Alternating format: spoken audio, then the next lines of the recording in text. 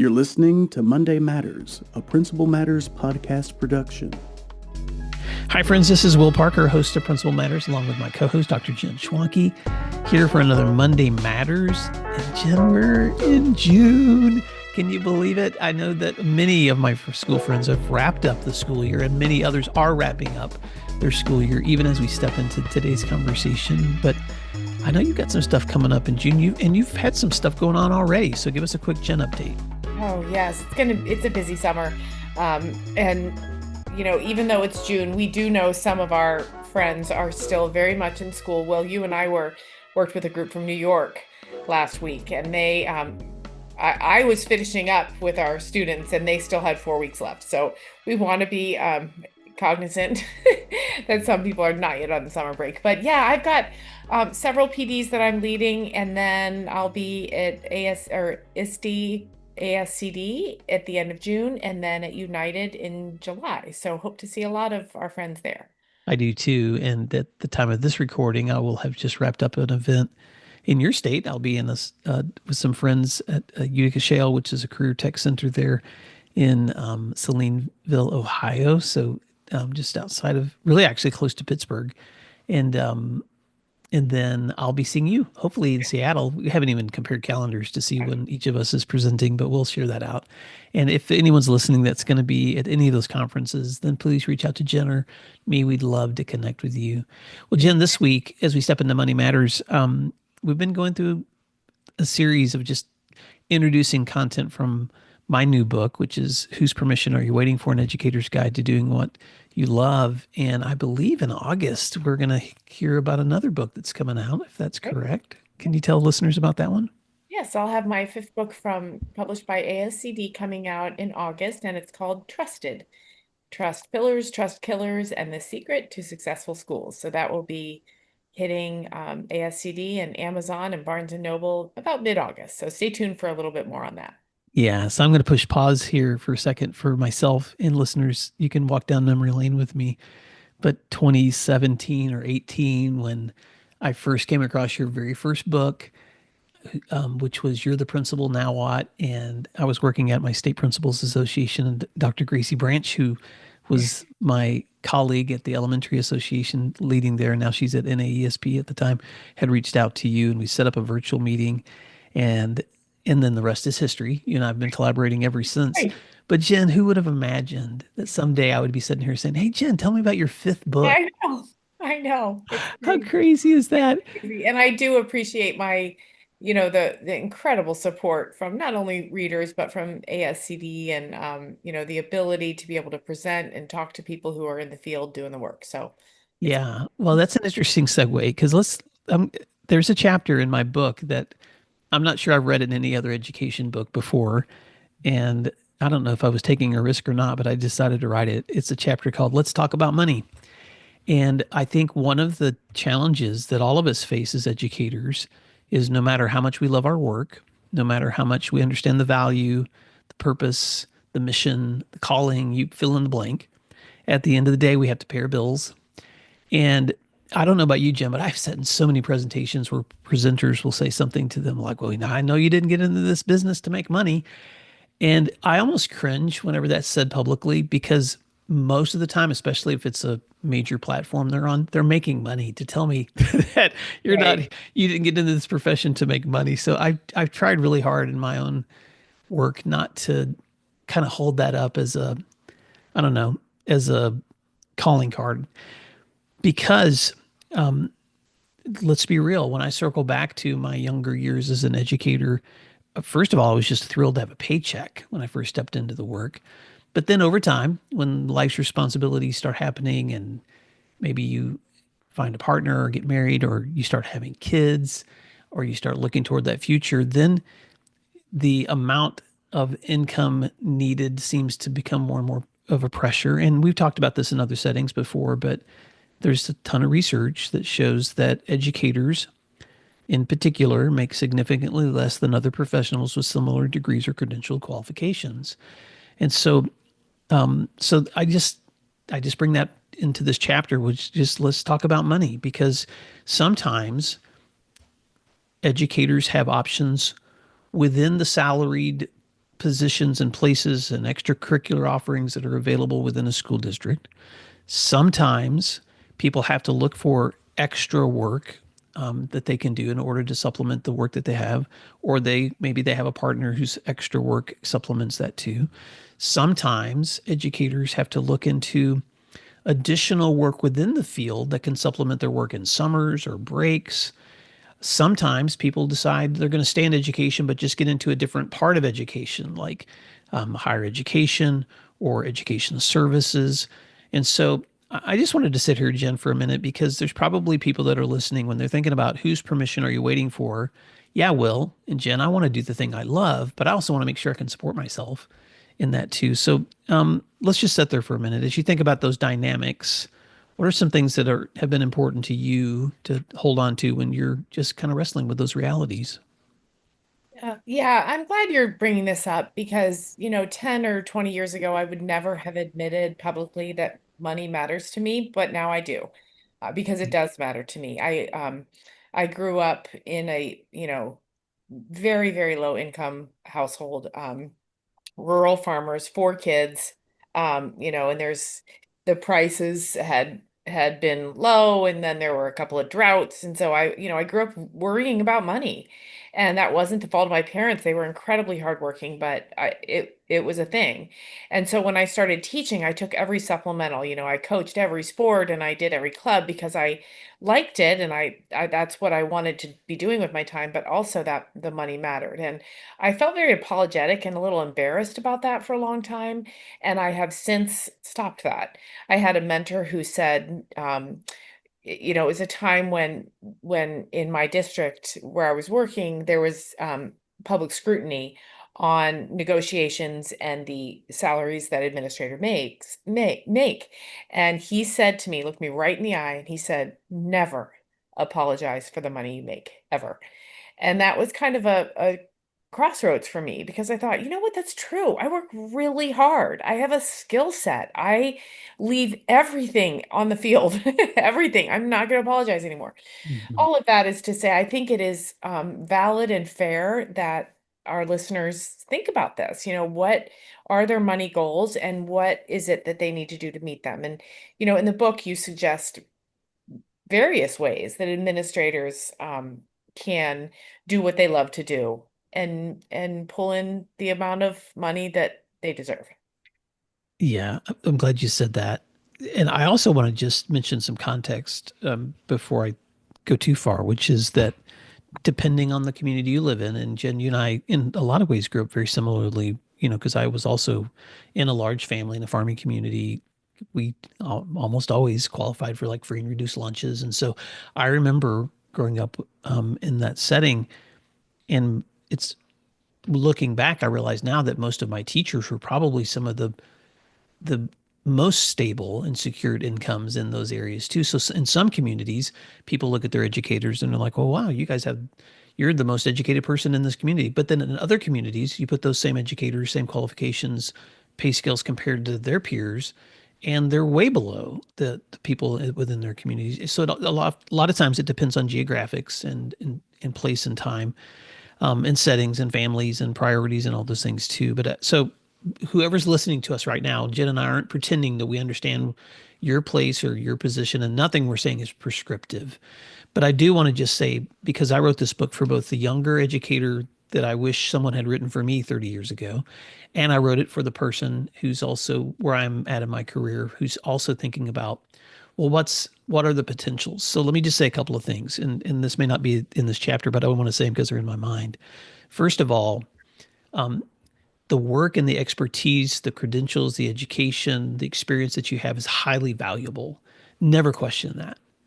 So even if your income doesn't reflect how much value you think you're worth, your value is never going to be based on your salary or your income. And if you think it is, then you're going to be really, really frustrated because you're never, ever going to be rewarded what you're valued, quote unquote. But having said that, because we want to pay our bills and we want to take care of our futures and we want to take care of our kids, yeah, I've seen a lot of combinations. I've known administrators and teachers who have part-time work that they do, or they're supplementing their income by roofing houses or caring for pools or walking dogs or cutting grass or whatever their side businesses that they're starting. I've seen people who've gone to work for in the summers scoring essays or tests for the College Board through advanced placement work. All of us know schools usually have some kind of summer programs that are involved in that work. And I, for several years, taught summer schools and did anything I could to supplement my income that way as well. But then sometimes people are looking within the field and they're asking themselves that question: is there something else within education where I could also still be involved in serving students in schools? And the answer is yes. There are nonprofits. There are education service agencies within states. There are, of course, associations that serve states. There are national associations that serve schools. And some of them, depending on where you live and what you want to do, have opportunities that may be a good fit. And sometimes that depends on if you're ready to make that move while you're in the middle of your career. Some people like to make those moves as they're stepping toward retirement. Even though I'm not a big fan of politics right now, and this would concern me, but there are people that step into departments of education because they know they can service schools that way in ways that can be really helpful too. And so, Jen, those are just the common things I think most of us are aware of. But then there may be people listening to you and me right now that also are like, well, Will, I've watched you and Jen do some of the things you do. You write books, you create content, you present. And yes, there's opportunities there too. And I'm not going to say who, but probably 10 years ago, I was listening to a podcast interview and there was a well-known author on, education author, and the host asked him, how does someone get to do what you do, like get to speak, get to write? And his answer was so dissatisfying to me because he's basically said, well, you just got to be really good. And if you're just really good, then you get the chance to do the things I'm doing. And I thought that sounds, one, very self-serving, and two, it's dishonest. Because yes, you do have to be good. That's not dishonest.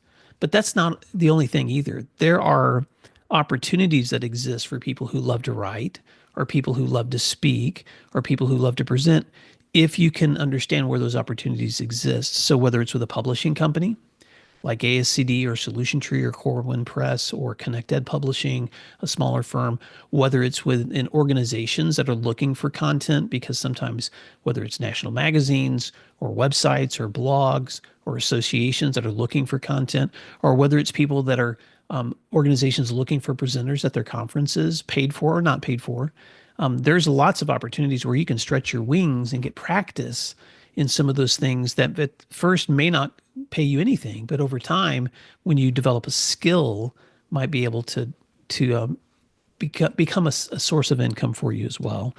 And then last but not least, I'll just say this, I've become my own boss in a sense now that I'm running my own business and doing this work. And that's a whole nother world that I've stepped into too. But it's a world I didn't just step into because it was a dream and I just decided to go for it. It's something I had to study and search out about and interview other people about and really work toward. And then over time, began to build that up on the side. So when I made that transition, it was possible for me to do that too. So Jen, those are just some things I think it's important for educators to keep in mind when they're looking at the landscape of where they are and where they want to be. And of course, staying true to their core values along the way. I think about this a lot, and I hear there's some social media forums where I see a lot of principals asking, what else can I do? What else can I do to supplement my income? And I've thought about this a lot for principals, and what I've watched and learned about is if you have to make a decision. Am I going to chase? Do I need money now, or do I just want to fill my time and grow and change? If you need money now, it's probably not worth your time to do some of the things you might do. So here, let me give you an example. A friend of mine needed to supplement her income. She was a single mom and it was just something she had to do. So she called me and said, I think what I want to do is be an adjunct professor. And I said, well, my dear friend, that is not the way to make a bunch of money. That is something you do if you really want to teach students, if you think it might lead to a retirement gig, if it's a passion area, do it, but don't do it because you think that's going to put your kid through college. Right. Adjunct jobs tend to be very, very poorly paid. So there's a question here where, do I need money or do I just want to fill my bucket? And even if you choose the fill the bucket route, you might do something completely different. So I have another friend who bartends in the summer because she said, I need to not be the decision maker. I need to be the one who shows up, has a nice time, and goes home. Mm-hmm. And so I think the question that needs answered is what value add comes from whatever it is I'm thinking about? Is the value money, or is the value fulfillment? Is the value just shifting your schedule and your mind in different ways? But I would encourage everyone who takes on a side hustle to do the math and see what your per hour is. I used to write for an online newsletter, and I was so proud of the writing. I really, really was. But I would spend 6 or 7 hours finalizing an article, and I was paid $100 an article. And at some point, I thought, I'm not going to work for $12 an hour anymore. Yeah. That's not it. Was my name out there as a writer? Yes. Were people contacting me and saying, I really like this article? Yes. But I wasn't in a space anymore where I needed to do $12 an hour or on a weekend when I needed to be with my kids. Yeah. So I just say, think really carefully about it. Look, Will, and this is what you alluded to. You didn't just jump into consulting. You thought about it. You spent years deciding the money versus the work versus the content, all of that. And so we can take the time to be thoughtful unless we really need money fast. Yeah. In which case, then I think you can make some financial decisions. Then all that takes is a calculator. That's so practical, Jen. I'm so glad you said that. And so if you're listening to this conversation today, you may or may not be wrestling with these questions, but just like I've tried to say through this entire book, I think sometimes the challenge is we make things so binary. We're looking at, should I keep doing what I'm doing or should I consider doing this? And the answer is probably going to be complex, just like everything else, Jen, because Yeah. it depends on time and place and stage of life and whether you need quick income or whether you want to do something that's going to build over time. And so if you want to think more deeply about this and you're interested, obviously I've got some reflection questions along with this chapter, but you can also reach out to Jen or me because we'd love to jump in a room and just reflect with you, because not that we have all the answers, but we're certainly happy to think through those things that people that you may be wrestling with as a listener or a leader. Because at the end of the day, whatever you do, and I say this at the end of this chapter, your quality of life is not directly connected to your income as much as it is to your mindset and your commitments. But at the same time, when you can connect those commitments and then receive value for them, it feels really good. And we all want to be able to, at the end of the day, feel like we've maximized the opportunities that we have for ourselves, for our families, and for the place that we are. So, Jen, I hope that's helpful as we took a moment to talk about money, which is an uncomfortable thing to talk about. But I think sometimes we need to talk about those things out loud. Well, and one final thought for any listener who's maybe jumping into the principal world or some sort of an administrative leadership role, ask these questions. I Mm-hmm. say ask them of your colleagues, ask them of your HR department. The worst that can happen is somebody says no.